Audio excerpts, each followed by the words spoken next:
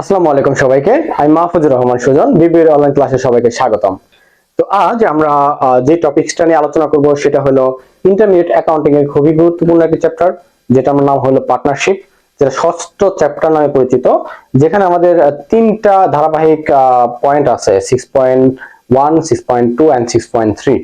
তো যাই হোক, আমরা বেসিক ক্লাস আজকে করতেছি, যেহেতু আমাদের এটা পার্টনারশিপের ফার্স্ট ক্লাস।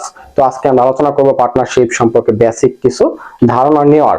আর তো বেসিক ধারণা নেওয়ার জন্য প্রথম যদি আমি বলি পার্টনারশিপ, তো পার্টনারশিপের বাংলা যদি আমি বলি সেটাকে আমরা বলবো অংশীদার।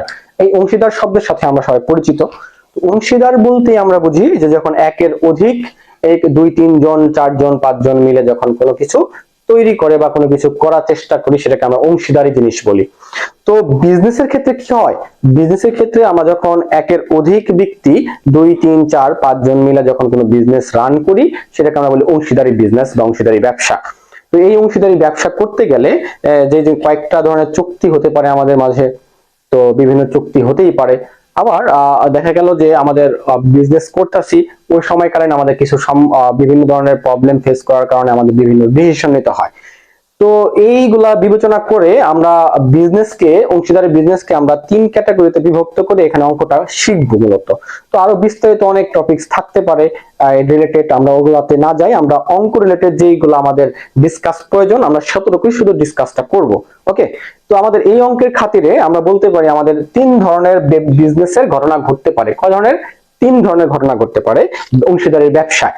ফার্স্ট যে ঘটনাটা ঘটতে পারে সেটা হলো আমাদের অ্যাডমিশন বলতেছি আমরা যাকে, সেটা হলো মনে করেন যে এখানে দুইজন বিজনেসে আছেন, এ আর বি। ওরা দুজন বিজনেস করতেছে, বিজনেস চালনা করতেছে। এখন তাদের মূলধন প্রয়োজন বা অন্য কোনো ক্রাইটেরিয়ার কারণে তার নতুন একজন পার্টনার নিতে চাইতেছে, তারা বিজনেসে নতুন একজনকে মূলধন বাবদ বা তার বিজনেসের অংশগ্রহণ করাতে চাইতেছে। এখন প্রশ্ন হলো, নতুন যে পার্টনার নেয় তাহলে সেই ক্ষেত্রে আমরা কি হইতাছে, একজন পার্টনার বৃদ্ধি পাইতাছে। এই যে একজন পার্টনার বৃদ্ধি পাইলো, সেটাকে সেই অঙ্কগুলাকে আমরা বলবো হলো অ্যাডমিশনের অঙ্ক।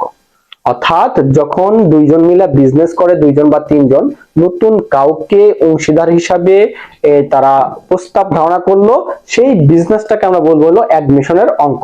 ওকে, দুই নাম্বার যেটা আমাদের অঙ্ক করতে হবে সেটা হলো রিটায়ারমেন্ট। রিটায়ারমেন্টের অঙ্ক জিনিসটা কি? রিটায়ারমেন্ট অর্থ আমরা বলি যে অবসর। তো অবসর অলরেডি আমরা বুঝাই গেছে গিয়া হয়তো বা।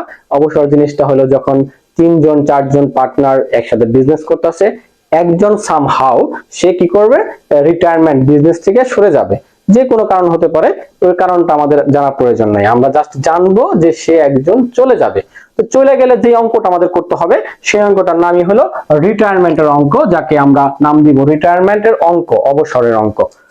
তো থার্ড যে কাজটা আমাদের করতে হবে সেটা হলো আমাদের বিজনেসে কি ঘটনা করতে পারে। আরেকটা ঘটনা করতে পারে যে বিজনেস যে চার পাঁচজন করতেছেন, দুইজন করতেছেন, তারা সবাই মিলে বিজনেসটা বন্ধ করে দিবেন, তো ব্যবসায় আর করবেন না।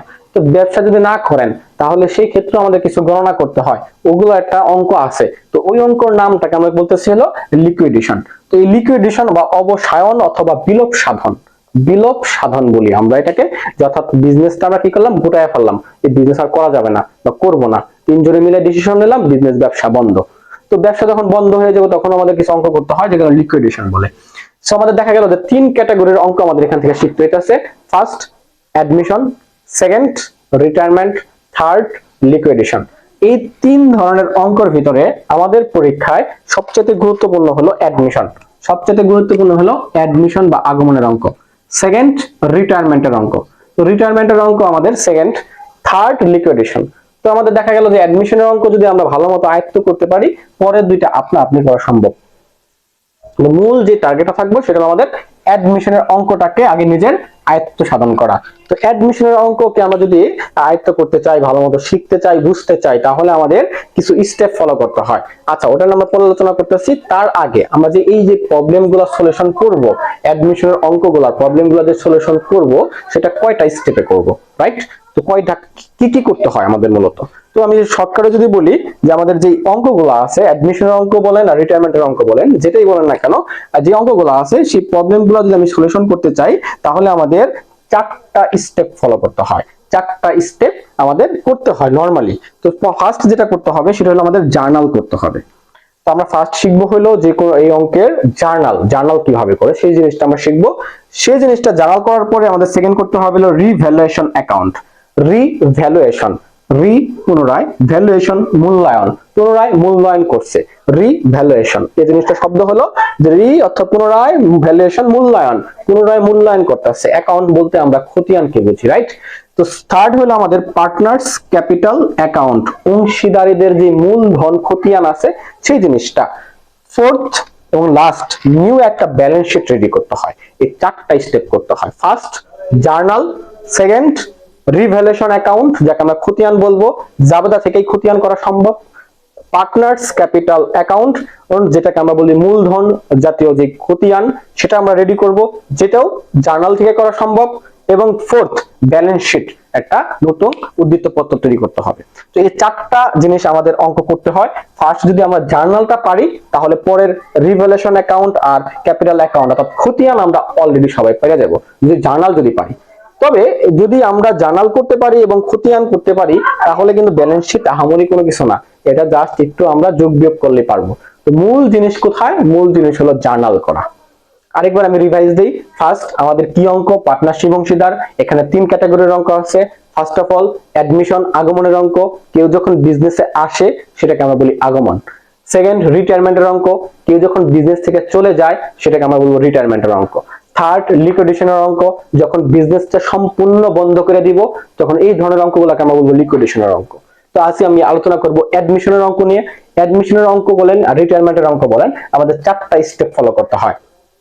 ফার্স্ট করতে হবে আমাদের journal, second revaluation account, third partners capital account and fourth balance sheet. এই 4টা স্টেপে আমাদের অঙ্ক শেষ করতে হবে। তো আজকে আমরা জার্নাল নিয়ে আলোচনা করব। আমরা জার্নাল যদি করতে পারি তাহলে যে কোনো ম্যাথ সলিউশন করতে পারবো। তো জার্নাল কি কি জার্নাল হয় এই জিনিসটা মুখস্থ করতে হবে আমাদের। ফার্স্ট যদি আমরা এটা আয়ত্ত করতে পারি, বুঝে নিতে পারি, তাহলে কিন্তু আমাদের জার্নাল করা খুবই ইজি হয়ে যাবে। তাছাড়া কিন্তু জার্নাল করা একটু টাফ। তো ফার্স্ট আমি যে জিনিসটা বলবো, আমরা প্রথম মানে ধারাবাহিকভাবে জার্নালগুলো দেওয়ার চেষ্টা করব, তাহলে আমাদের জার্নালগুলো মিসিং যাবে না। প্রথম যে আমি জার্নালটা দিব, যে প্রয়োজনীয় যে জার্নালগুলো সেগুলো হলো ফার্স্ট যে জার্নালটা হবে সেটা হবে হলো আমাদের জেনারেল রিজার্ভ। ফার্স্ট জার্নাল হবে জেনারেল রিজার্ভ অথবা ইনকাম স্টেটমেন্টের জন্য। জেনারেল রিজার্ভ অথবা ইনকাম স্টেটমেন্টের জন্য আমরা ফার্স্ট জার্নাল দিব। তো এরপর আরেকটা নাম আছে, এটা নাম হলো profit and loss account. Profit and loss account, income স্টেটমেন্টের পরিবর্তে থাকতে পারে প্রফিট এন্ড লস অ্যাকাউন্ট। এই 3টার যে কোনো একটা যদি থাকে আমরা তার জার্নাল ফার্স্টে দিব। আচ্ছা, জার্নালটা কি হবে? জার্নাল হবে হলো জেনারেল রিজার্ভ অথবা ইনকাম স্টেটমেন্ট অথবা profit and loss account debit, revaluation account credit. মুখস্থ, general reserve debit, revaluation credit. Revaluation পুনরায় মূল্যায়ন করলাম জেনারেল রিজার্ভকে, এটা আমাদের ফার্স্ট জার্নাল দিতে হবে একদম মুখস্থ মতো। হ্যাঁ, আচ্ছা সরি।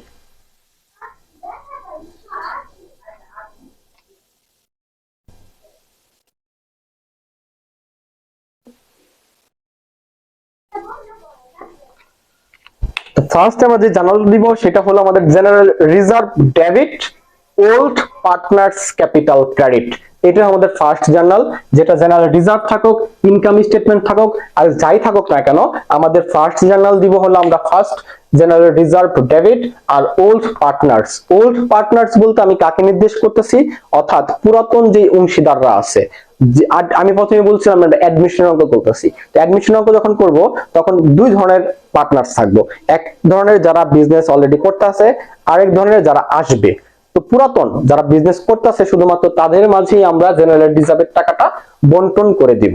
ঠিক আছে? তো ফার্স্ট জার্নাল মুখস্থ, জেনারেল রিজার্ভের হবে general reserve debit, old partners credit. প্রথম জাবেদা শেষ।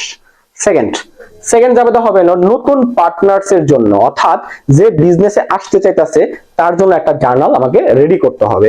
তো যে বিজনেসে আসবে সে কি নিয়ে আসবে? সে টাকা নিয়ে আসবে, মূলধন নিয়ে আসবে, রাইট? তো মূলধনের পাশাপাশি সে আরেকটা জিনিস নিয়ে আসবে, সেটা হলো প্রিমিয়াম গুডউইল। তো প্রিমিয়াম গুডউইলের জিনিসটা কি? প্রিমিয়াম গুডউইল জিনিসটা হলো, দেখেন আমরা 2 জন মিলা, মনে করেন আপনি আর আমি মিলা বিজনেস করতেছি। তো আপনি আমি যখন বিজনেস করতেছি 3 বছর আমার বিজনেস এস্টাবলিশ হয়ে গেছে, আমাদের বিজনেসটা মোটামুটি একটা ভালো সুনাম আছে, যে রেগুলার সেল হয়, আমাদের যে কি আছে রেগুলার কাস্টমার আছে কিছু ধরা, তারা আমাদের পণ্যগুলা কনজিউম করে। তো সেই ক্ষেত্রে নতুন যে আমাদের অংশীদারটা আসতেছে সে কিন্তু একটা রেডিমেড বিজনেস পাই যেতেছে, তার কিন্তু আর স্টার্ট আপের যে কষ্টটা, শুরুর যে কষ্টটা করতে হইতেছে না। তো আমরা ওই জিনিসটার জন্য আমরা পুরাতন দুইজন চিন্তা করলাম, আপনি আর আমি চিন্তা করলাম, ওই তো থার্ড পক্ষ, ওই তো প্রথমে শুরুতে কষ্ট করে নাই, ফাও ফাও বিজনেসটা সে ভোগ করব। আমরা এর জন্য আমাদের এই যে 3 বছর এস্টাবলিশ করছি বিজনেসটা, সেটার জন্য ওর কাছে এক ধরনের সুনাম দাবি করব, যে তুমি অতিরিক্ত কিছু টাকা দিবা, মূলধন তো দিবাই ভাই, তারপরেও তুমি অতিরিক্ত আমার কিছু টাকা দিবা, যেটা আমরা দুজন কি করবো, ভাগ বাটোয়ারা করে নিয়ে যাবো। তো এখন সে বলবো যে ঠিক আছে, তো আপনারা যখন বিজনেস করছেন মূলধন বাবদ আমি দিব এত টাকা, আর আপনারা যেহেতু বিজনেস শুরু করছেন অতিরিক্ত আপনাদের টাকা দিব এটা। তো ওই যে অতিরিক্ত টাকাটা বলতেছি সেটাকে আমরা বলবো হলো সুনাম বা প্রিমিয়াম গুডউইল। তো এই ক্ষেত্রে যে নতুন আসতেছে সে কয়টা জিনিস আসবে, দুইটা জিনিস, একটা হলো সে মূলধন বাবদ কিছু আনবে এবং আরেকটা হলো আমাদের প্রিমিয়াম গুডউইল, আমাদের দুজনকে অতিরিক্ত কিছু টাকা দিবে। তো সেই ক্ষেত্রে আমি ধরে নিলাম সে শুধু ক্যাশ আনবে, ঠিক আছে, অন্য কিছু আনতে পারে, যাই হোক। তো সে যদি ক্যাশ আনে সে মূলধন বাবদ একটা টাকা আনবে, যেটাকে আমরা বলবো পার্টনার্স ক্যাপিটাল, আনলো ক্রেডিট, এবং সে আমাকে কি দিবে, গুডউইল দিবে আমাদের দুজনকে, তো প্রিমিয়াম গুডউইল ক্রেডিট। এই দুইটার টাকা পার্টনার্স ক্যাপিটাল এবং প্রিমিয়াম গুডউইলের টাকা যোগ করে আমি ক্যাশে বসাবো।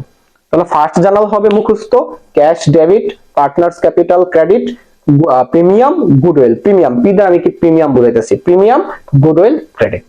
এখন এই যে গুডউইল তো সে আনলো, নতুন পার্টনার্সের জন্য একটা জার্নাল দিলাম, এই যে গুডউইলটা সে আমাদেরকে মূলধন বাবদ সরি নগদ বাবদ যে আমাদের ক্রেডিট করে রাখলাম, এটাকে এখন কি করব, আপনি আর আমি ভাগ করে নিয়ে যাব। আপনি আর আমি কে, আপনি আর আমি হলো পুরাতন অংশীদার যারা বিজনেস শুরু করছিলাম।